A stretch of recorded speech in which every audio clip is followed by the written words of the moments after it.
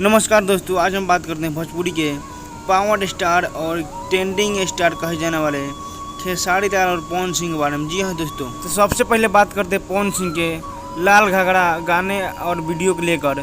तो जी हाँ दोस्तों, पवन सिंह का लाल घाघरा काफ़ी बवाल मचा रहा है और मचा रहा था।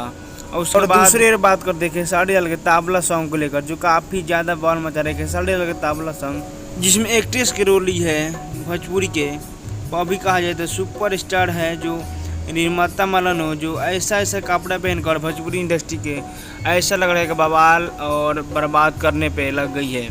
आप लोग खुद देख लीजिए कि निर्माता मालन कैसे कपड़े पहनकर वीडियो बना रही है खेसारी लाल और पवन सिंह के साथ। और बात करते हैं खेसारी लाल के ताबला सॉन्ग में जो निर्माता माला ये भी काम की है, वो ऐसा कपड़ा पहनकर वीडियो बना रही है जैसे कि आप लोग देख सकते हैं। तो भोजपुरी पावर स्टार और ट्रेंडिंग स्टार दोनों जाने ने किसी यही निवेदन है कि कृपया आप इस हीरोइन को इस गाने में और भोजपुरी इंडस्ट्री में वीडियो और गाने इसके साथ नहीं बनाए, क्योंकि वीडियो बर्बाद करने और भोजपुरी इंडस्ट्री बर्बाद करने पर लग गई है।